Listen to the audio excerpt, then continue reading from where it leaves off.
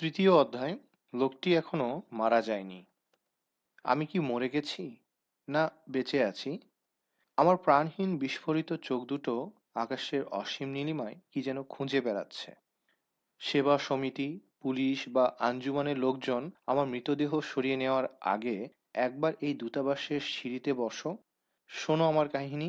ঘৃণায় মুখ ফিরিয়ে নিও না। আমিও তোমাদের মতো রক্তে মাংসে গড়া মানুষ। আমার দেহে অবশ্য মাংসের চেয়ে হাড়ই চোখে পড়বে বেশি। গ্রন্থিগুলো পচতে শুরু করেছে, নাক দিয়ে বের হচ্ছে পানি, সেই সঙ্গে বিশ্রী গন্ধ। এতটুকু মিথ্যে নেই এতে। এটা তো বিজ্ঞানেরই মামুলি ব্যাপার স্যাপার।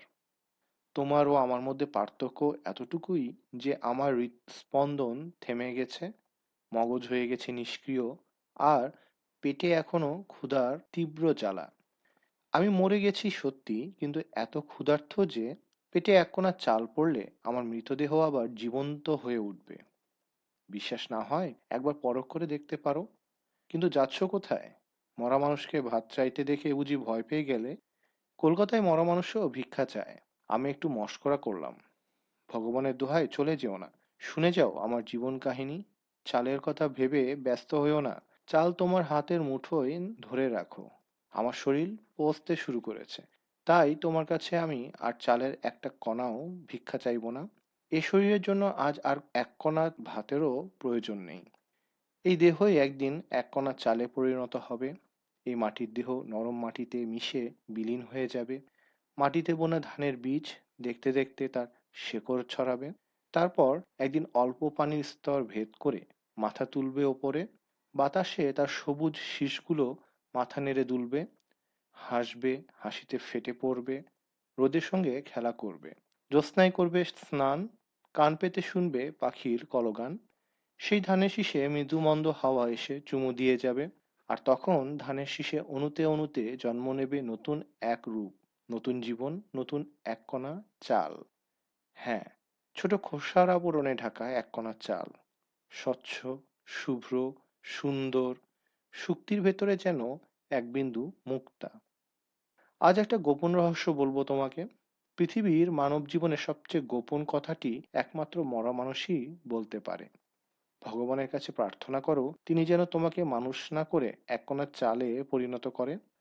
প্রার্থনা করো, স্বনির্বন্ধ অনুরোধ করো, মিনতি জানাও, অনশন করো, তপস্যা করো তোমাকে মানুষ থেকে এক কণা চালে পরিণত করার জন্য। সবকিছু উজাড় করে দিয়ে ভগবানের কাছে আবেদন জানাও। মানুষের মতো চালের কণাও জীবন আছে, কিন্তু তার জীবন অনেক বেশি মহৎ, অনেক নিষ্কলুষ, অনেক পবিত্র, অনেক সুন্দর। শুধু প্রাণটুকু ছাড়া মানুষের আর কি বা আছে?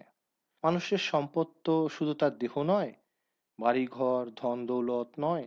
সম্পদ হলো তার আত্মা ও প্রাণ। বাকি যা কিছু অর্থাৎ দেহ, জমি জমা, ধন সম্পত্তি ইত্যাদি মানুষ ব্যবহার করার পর সবকিছু পেছনে ফেলে রেখে যায়।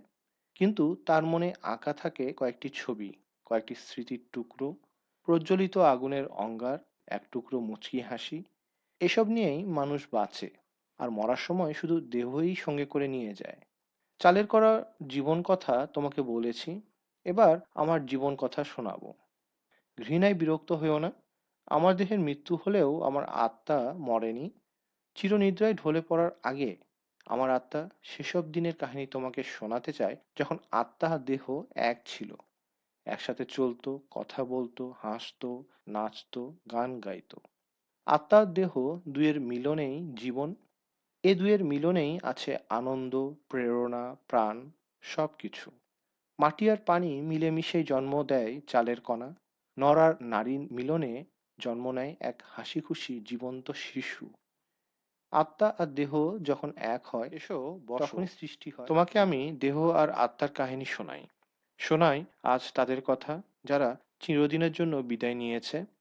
দেহ আর মন পার্থক্য এটুকু: দেহ যখন আত্মা থেকে পৃথক হয় তখন দুর্গন্ধ বের হয়, আর আত্মা দেহ থেকে পৃথক হয়ে বের হয় ধোঁয়া। যদি ভালোভাবে দেখো তাহলে দেখতে পাবে এই ধোঁয়ার কুণ্ডলীর মধ্যে কেঁপে কেঁপে জ্বলে ওঠে আমার অতীত দিনের আবছা সব স্মৃতি। বিদ্যুতের ওই ঝলকানি কি জানো? সে হলো আমার বউয়ের হাসি। হ্যাঁ, ওই তো আমার বউ। লজ্জা কি? এগিয়ে এসো বন্ধু। এবার দেখতে পাচ্ছ এই নিষ্কলুষ সৌন্দর্য, সেই আজনুলম্বিত একরাশ চুল, লাজ নম্র হাসি, সেই আনত কোমল একজোড়া চোখ। এই তো সেই মেয়ে। 3 বছর আগে যখন প্রথম দেখেছিলাম জেলেদের পাড়ায় সমুদ্র তীরে এক পড়ন্ত বিকেলে, তখন এক জমিদার তনয়াকে আমি সেতার শেখাতাম। সমুদ্র তীরের আতাপাড়ায় পিসিকে দুদিনের ছুটিতে দেখতে গিয়েছিলাম। নির্জন সমুদ্র তীরে বাঁশ আর তালগাছের সারিতে ঘেরা এই শান্ত গ্রামখানি তখন ঢাকা পড়েছিল এক বিষণ্ণ চাপা নিস্তব্ধতায়। জানি না বাংলা গ্রামে এত বিষাদ কেন। এখানকার চারিদিক নীরব, নিস্তব্ধ, দূর বিস্তৃত অতলান্ত সাগর, কূল কিনারাহীন, সীমাবিহীন। বাঁশের কুঁড়েঘরগুলো অন্ধকার, শুধু বিষাদ আর বেদনায় ভরা। বাতাসে শুকনো মাছের গন্ধ। গ্রামের পুকুর সবুজ শ্যাওলায় ছাওয়া। ধানের ক্ষেতে থমকে আছে বদ্ধ পানি। উঁচু উঁচু তালগাছগুলো সবকিছু ছাপিয়ে আকাশ সোজা মাথা তুলে দাঁড়িয়ে আছে। সর্বত্র বুক ভরা ভাষাহীন বেদনা আর নিস্তব্ধতা, জড়তা আর মৃত্যুর আভাস। আর যে বেদনা ও হতাশা আমাদের প্রেমে, আমাদের সমাজে, সাহিত্যে, সঙ্গীতে দেখতে পাও, তার জন্ম আমাদের এই গ্রামে। তারপর সেখান থেকে সারা বিশ্বে ছড়িয়ে পড়ে। প্রথম যখন তাকে দেখি আমার চোখে তাকে জলপরীর মতো অপরূপ সুন্দরী মনে হয়েছিল। সে সমুদ্রে সাঁতার কাটছিল। সাগর তীরে একটা নতুন সুর ভাসতে ভাসতে আমি বালুর তীর ধরে হাঁটছিলাম। হঠাৎ একটা মিষ্টি মেয়েলি গলার ডাক শুনলাম, আমি উঠব, সরে যান ওখান থেকে। সমুদ্রের দিক থেকে ভেসে এলো কথা কটি। ঝিকমিক করা কালো চুল আর জলপরীর মতো একটা হাসি ভরা মুখ, আর বেশ দূরে দিগন্তরেখা বরাবর একটা নৌকা। সূর্যের আলোয় রূপোর পাতের মতো তার সাদা পাল সোনালি পাতের মতো ঝিকঝিক করছে। আমি বললাম, তুমি কি সাত সমুদ্রের ওপার থেকে এসেছো? সে হেসে বলল, না, এই পাশের গ্রামেই থাকি। এটা আমার বাবার নৌকা। মাছ ধরতে গেছেন, আর আমি তার জন্য ভাত নিয়ে এসেছি। ওই যে তালগাছটা দেখছো, ভাতের থালিটা ওখানে রাখা আছে। আমার শাড়িও আছে ওখানে। এ কথা বলেই ঝলমলে বুদবুদে রেখা তুলে সাগর জলে ডুব দিল সে। তীরের কাছে এগিয়ে এসে বলল, দয়া করে এখান থেকে সরে যান, আমার শাড়িটা আমার দিকে ছুঁড়ে দিন, কিন্তু একটা শর্তে। আমি বললাম, কি শর্ত? মেয়েটি জিজ্ঞেস করলো। তোমার আনা ভাত মাছ আমিও খাবো, কারণ খিদে পেয়েছে আমার। সে হেসে উঠল।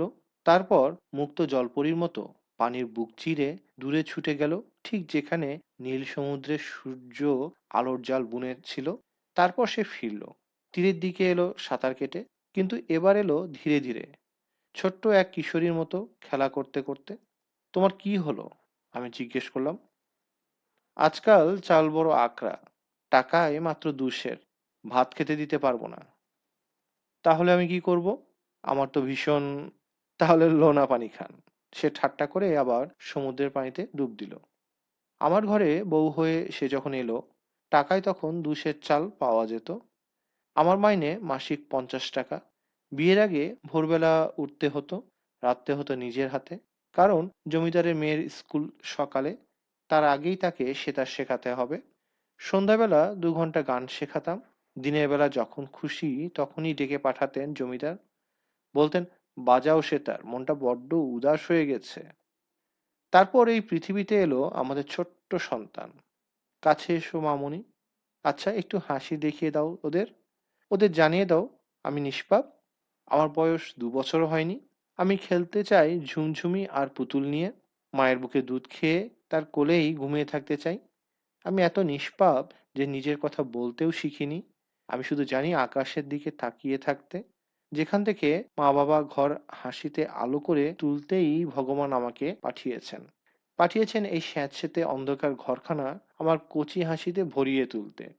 এসো লক্ষ্মী মা আমার, ওদের একটু হাসি দেখিয়ে দাও। হ্যাঁ, যা বলছিলাম, এই মেয়ে যখন পয়দা হলো তখন টাকায় 1 সের চাল। তবু আমরা ভগবানকে ধন্যবাদ দিয়েছি, যার দয়ায় ধান জন্মায়, আর জমিদারের কৃপায় সেই চালের ভাত খেতে পাই। আসল কথা হলো, এই ফসল ফলানো আর খাওয়ার ইতিহাসের মাঝখানের ইতিহাস, মানুষের জীবনের হাজার বছরের ইতিহাস, তার সংস্কৃতি, তাহজিব, ধর্ম, দর্শন, সাহিত্যের খাঁটি ব্যাখ্যা। ফসল জন্মানো আর খাওয়া দুটোই খুব সোজা ব্যাপার, কিন্তু একবারও এই দুটি শব্দের গভীর সংজ্ঞা আর তাদের মধ্যকার ব্যবধানের বিষয়টি নিয়ে ভেবে দেখেছো? টাকায় ১ সের চাল, তারপর হলো টাকায় ৩ পোয়া, তারপর আধ সের, তারপর ১ পোয়া। তারপর বাজার থেকে চাল উধাও, গাছের ফল নিঃশেষ, তরিতরকারি, মাছ, শাকসবজি, নারকেল পর্যন্ত নেই। লোকে বলাবলি করতো জমিদারের কাছে নাকি অনেক চাল জমা আছে, কিন্তু কোথায় কেউ জানে না। চালের জন্য অনেক কিছু করা হলো, অনুনয় বিনয়, আবেদন নিবেদন, তোষামোদ, ভগবানের কাছে প্রার্থনা, এমনকি ভগবানকে অভিশাপ দেওয়া পর্যন্ত বাদ গেল না। সবই করে দেখা হলো, কিন্তু কোনো ফল হলো না। সবই গেল, থাকলো ভগবানের নাম, মহাজনের আড়ত আর জমিদারের কাছারি। দুর্ভিক্ষ দেখে জমিদার সেতার শেখানো বন্ধ করে দিলেন। অনাহারে মানুষ মরছে, কে শুনবে গান? সেতার শেখাবার জন্য 50 টাকা করে কে খরচ করবে? ক্ষুধা, হতাশা আর একটি দুধের শিশু। বউকে বললাম, চলো কলকাতা চলে যাই, সেখানে লাখো মানুষের বসবাস, সেখানে হয়তো একটা কাজ পেয়ে যেতেও পারি। চলো যাই কলকাতা, চলো যাই কলকাতা। যেন পুরো গাঁ এই সিদ্ধান্তই নিয়ে ফেলেছে। গ্রামের মানুষের মধ্যে অটুট বন্ধন গড়ে উঠল, কিন্তু কলকাতা চলো রব সেই বন্ধনেও ধরিয়ে দিল ফাটল। সমস্ত মানুষ ছুটে চলল স্রোতের মতো, কলকাতা চলো। সবার মুখে এই একটি মাত্র কথা, চলো কলকাতা চলো। নিয়তির উপর নির্ভর করে হাজার হাজার মানুষ সড়ক পথ ধরে এগিয়ে চলল। এই পথ বাংলার সীমান্ত জেলাগুলোর উপর দিয়ে গিয়ে অবশেষে কলকাতায় এসে শেষ হয়েছে। কলকাতা অভিমুখে স্রোতের মতো এগিয়ে চলা মানুষজনের কাছে একমাত্র আশা ভরসা এই পথ, চলো কলকাতা। পিঁপড়ে বাহিনীর মতো গুড়ি মেরে এগিয়ে চলেছে অন্যের সন্ধানে আধমরা সব মানুষজন, চলেছে কলকাতার উদ্দেশ্যে, যেন মৃত্যুর মিছিল। মাথার উপরে পাক খেয়ে ঘুরছে অলক্ষণে শকুন শকুনির পাল, যাদের খাদ্যের অভাব নেই। বাতাসে গলা পচা মাংসের গন্ধ, মেয়েদের হাহাকার আর শিশুদের কান্না। প্লেগে মরা ইঁদুরের মতোই শকুন, শেয়াল আর বন্য কুকুরের জন্য মৃতদেহগুলো যেন পথের দুধারে ছড়িয়ে ছিটিয়ে পড়ে আছে। কিন্তু তারপরও পিঁপড়ের মতো মানুষ এগিয়ে চলেছে। তারা এসেছে বাংলার প্রতি প্রান্তর থেকে। সবারই গন্তব্য কলকাতা। চলো কলকাতা, কাকে সাহায্য করবে কলকাতা চলো। কেমন করেই বা করবে? প্রত্যেক মানুষ জৈবিক প্রয়োজনে নিজের নিজের যান বাঁচানোর জন্য আদিম বর্বরতায় ফিরে গেছে। হতাশা, ক্ষুধা আর মৃত্যুকে সঙ্গী করে মানুষ নাপের এই পিঁপড়ের দল ছুটে চলেছে ক্লান্তির ভারে পা ফেলতে ফেলতে। জীর্ণ শীর্ণ দেহটাকে কোনো মতে টেনে হেঁচড়ে নিয়ে এগিয়ে চলেছে। নিজেদের মধ্যে নিজেরা মারামারি করছে, কাতরাচ্ছে, আর্তনাদ করছে। কাশির সঙ্গে উঠে আসছে রক্তের দলা, তারপর শেষ নিঃশ্বাস ছাড়ছে। তাদের মধ্যে পিঁপড়ে দলের মতো নিয়মের বালাই আর সহিষ্ণুতাটুকুও যদি থাকতো, পিঁপড়ে আর ইঁদুরও এমন বীভৎসভাবে মরে না। চলতি পথে এখানে সেখানে খয়রাত মিলছে। হিন্দুরা হিন্দুদের আর মুসলমানরা মুসলমানদের ভিক্ষা দিচ্ছে, কিন্তু খয়রাতে তো আর সমস্যার সমাধান হয় না। প্রাণ কি কেউ ফিরিয়ে দিতে পারে?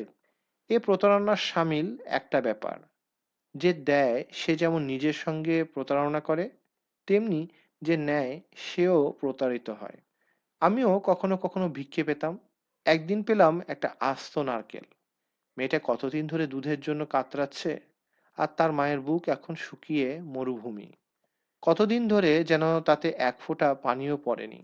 তার দেহ যেন জীর্ণ শুকনো একটা ফুল। মেয়েটার কান্না থামানোর জন্য তার হাতে গুজে দিতাম ঝুমঝুমিটা। এই কাঠের খেলনাটা ছিল তার আদরের বস্তু। শক্ত মুঠোয় বুকে আঁকড়ে ধরতো সেটা। সেদিনও তার হাতে ছিল ওই ঝুমঝুমিটা। মায়ের কাঁধে মাথা রেখে করুণ মুখে কাঁদছিল। ভয়ার্ত আহত শিশু যেমন করে কাতরায়, তেমনি করে।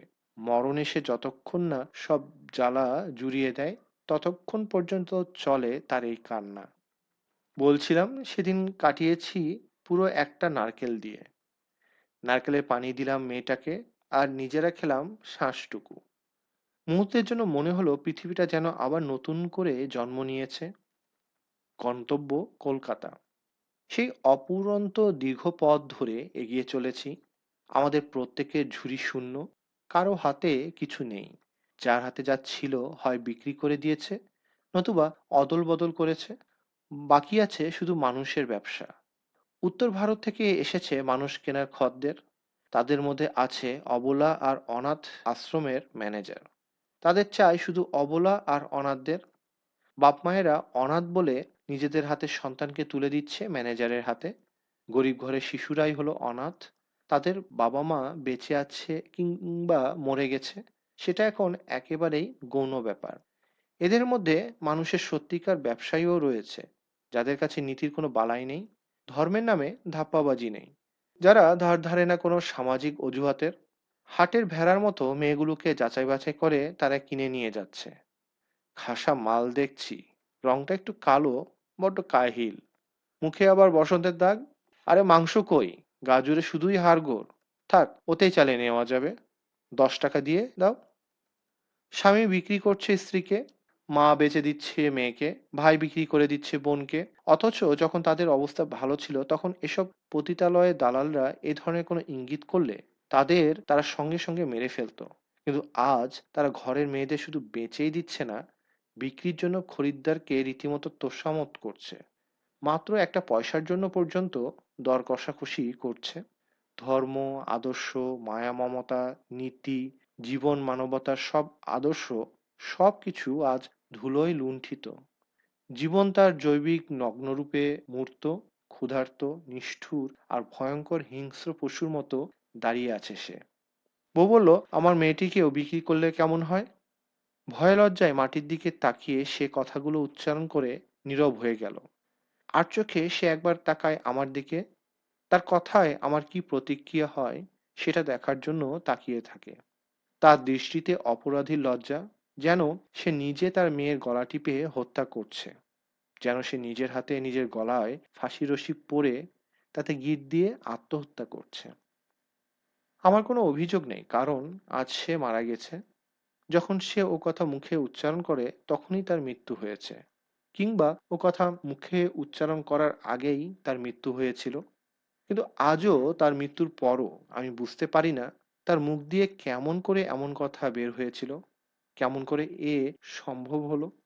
কোন ধরনের দানবীয় শক্তি তার মমতাকে হত্যা করেছিল, তার আত্মাকে চূর্ণ করে দিয়েছিল। আজও আমার মনে পড়ে তার কোল থেকে মেয়েটিকে ছিনিয়ে নিয়ে আমার বুকে জড়িয়ে ধরেছিলাম, কিন্তু আমার ক্রোধ আর বিরক্তি তাকে স্পর্শ করেনি। আমার পেছনে পেছনে ল্যাংড়াতে ল্যাংড়াতে কলের মতো খুঁড়িয়ে খুঁড়িয়ে আসছিল। ধুলোয় তার রুক্ষ চুলে জট ধরেছে, শাড়িখানা শতছিন্ন, ডান পায়ে জখম ফেটে রক্ত ঝরছে।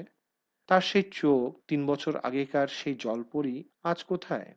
কোথায় সেই লাবণ্যময়ী বাঙালি যাকে দেখেছিলাম জলপরীর মতো সমুদ্রে সাঁতার কাটতে? ফুলের মতো অনুপম রূপ যার মধ্যে জড়ো হয়েছিল, উজ্জ্বল করে তুলেছিল যাকে তাজমহলের মর্মরের মহিমা, ইলোরার সৌন্দর্য আর অশোকের শিলালিপির অমরত্ব, সে আজ কোথায় সেই রূপ ও সৌন্দর্য? আজ সেই ফুলের মতো এই রূপ, প্রাণ, এই মমতাময়ী দেহ পথের ধুলোয় দলিত মথিত লাশের মতো পড়ে আছে।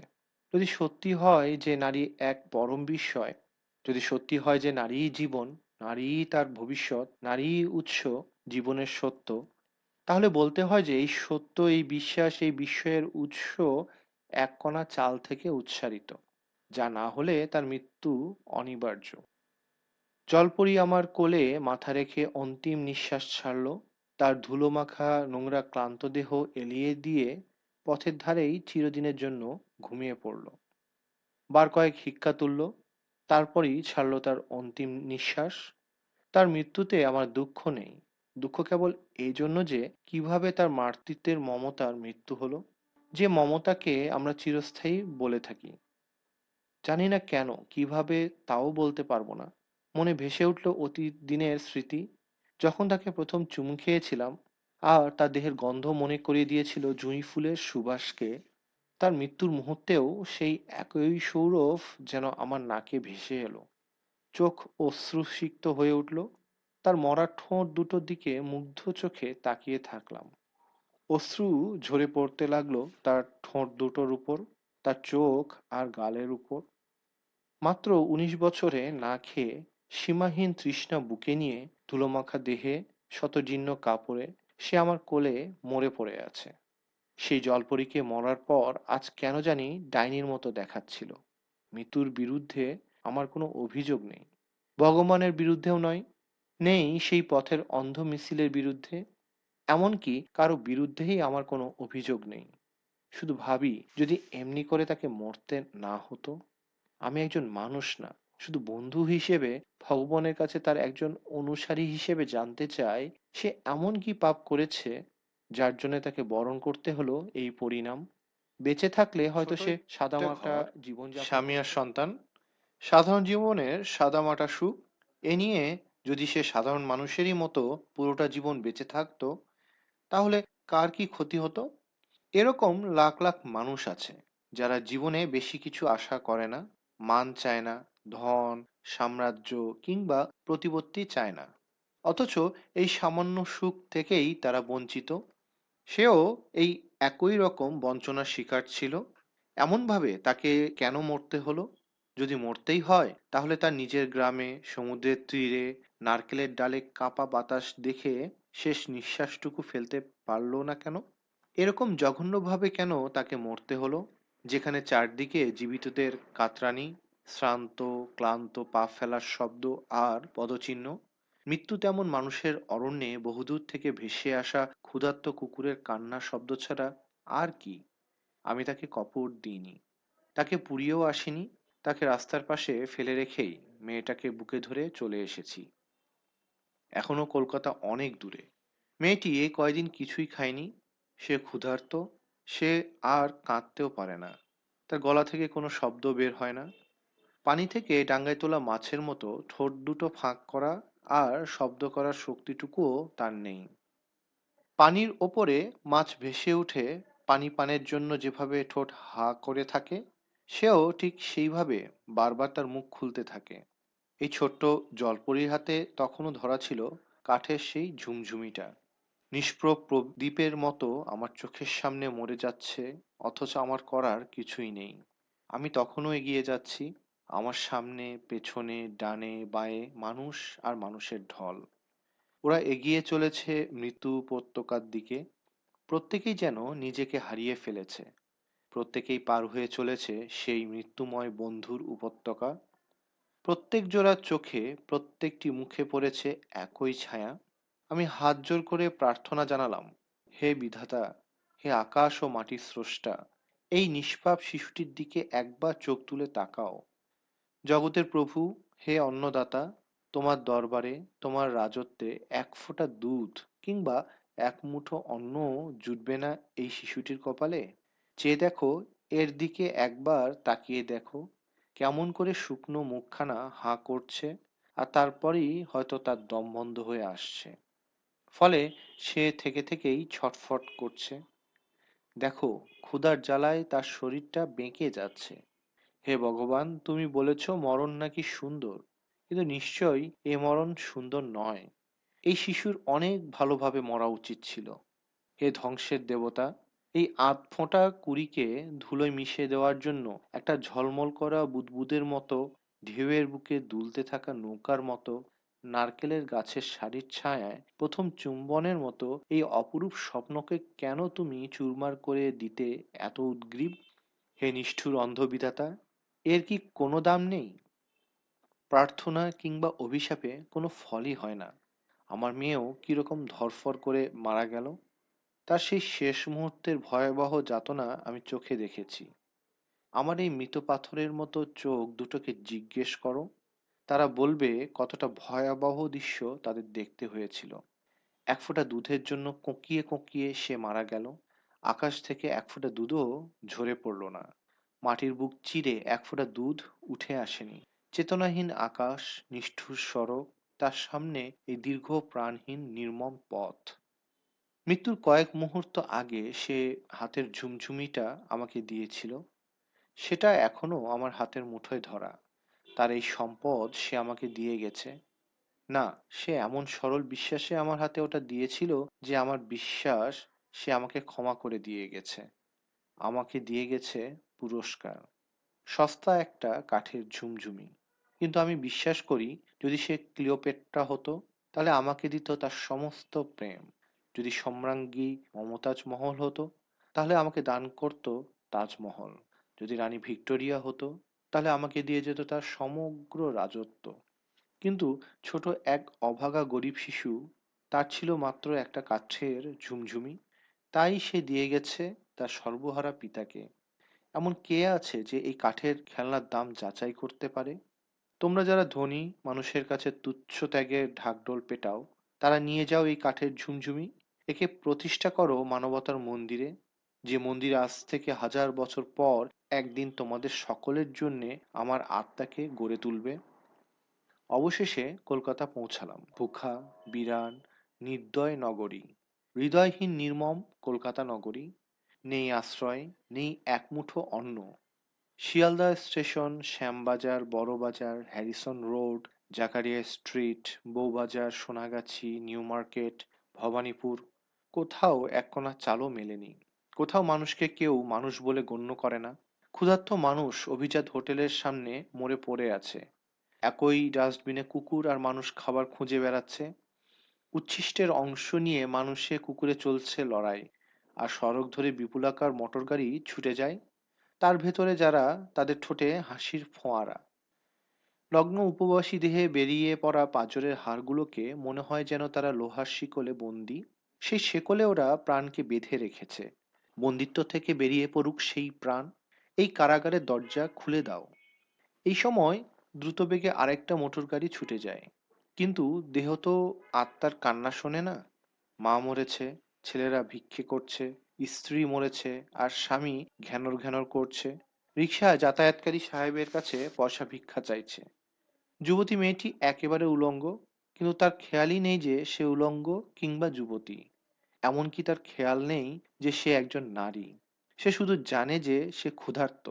আর এটা হলো কলকাতা শহর। ক্ষুধা সৌন্দর্যকে পর্যন্ত হত্যা করেছে। আমি একটি দূতাবাসের সিঁড়ির গোড়ায় শুয়ে মরছি, পড়ে আছি বেহুঁশের মতো। কারা যেন কাছে এসে দাঁড়ালো। তারা আমাকে তাকিয়ে তাকিয়ে দেখছে। হঠাৎ কানে এলো অস্পষ্ট ফিসফিসের স্বরে এই কথাগুলো, হারামিকে মনে হচ্ছে হিন্দু, চলো এগিয়ে যাই। ওরা চলে গেল। অন্ধকার ক্রমশ ঘনিয়ে আসছে। আবারও কেউ যেন আমার সামনে এসে দাঁড়ালো। আমাকে আপাদমস্তক দেখে ফিরে দাঁড়ালো। কে তুমি? একজন পথচারী জিজ্ঞেস করে। খুব কষ্টে ভারী ঠোঁট দুটো তুলে চোখ খুলে উত্তর দিলাম, আমি একজন ক্ষুধার্ত মানুষ। শালাহ, দেখতে একেবারে মুসলমানের মতো। এ কথা বলে ওরাও চলে গেল। ক্ষুধা ধর্মকে পর্যন্ত হত্যা করেছে। এখন চারদিকে গাঢ় অন্ধকার, আলোর চিহ্ন মাত্র নেই। চারদিকে গভীর নিস্তব্ধতা। হঠাৎ আনন্দ শঙ্খধ্বনি বেজে উঠল মন্দিরে মন্দিরে, গির্জায় গির্জায়। সারা বিশ্বে ছড়িয়ে পড়ল মধুর আনন্দ সংবাদ। খবরের কাগজ হাতে হকার চিৎকার করছে দিনের সেরা খবর। তেহরানে ত্রিশক্তির বৈঠক, নেতৃবৃন্দের ঘোষণা, নতুন পৃথিবীর সৃষ্টি, নতুন পৃথিবীর জন্ম। আনন্দ বিস্ময়ে আমার চোখজোড়া বিস্ফোরিত হয়ে ওঠে। সমস্ত ইন্দ্রিয় শক্তি নিথর হয়ে গেল। ঠিক ওই সময় থেকেই বিস্ময়ে আমার চোখজোড়া খোলা। আমি রাজনীতিবিদ নই, আমি একজন সেতার বাদক। আমি শাসক নই, কিন্তু যারা শাসন মেনে চলে আমি তাদেরই একজন। কিন্তু কোনো দরিদ্র গায়কের হয়তো প্রশ্ন করার এই অধিকার আছে যে এই দুনিয়ায় আমাদের মতো হাজার হাজার লাখ লাখ মানুষ, যারা দরিদ্র, যারা ভুখানাঙ্গা, যারা শোষিত, তাদেরও কি কোনো ভূমিকা থাকবে এই নতুন পৃথিবী গড়ার কাজে?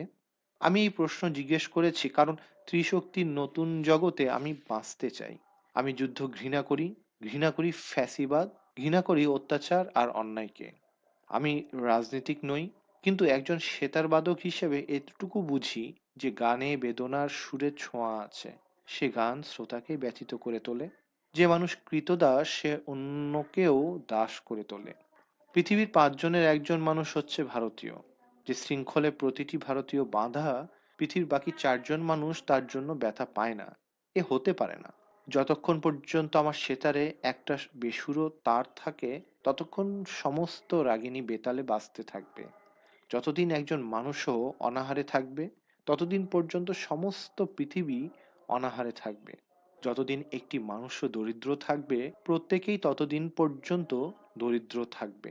যতদিন একটি মানুষও পরাধীন থাকবে, এই পৃথিবীর প্রত্যেকটি মানুষ ততদিন পর্যন্ত শৃঙ্খলাবদ্ধ থাকতে বাধ্য। তাই আমার প্রশ্ন, কখনো ভেবে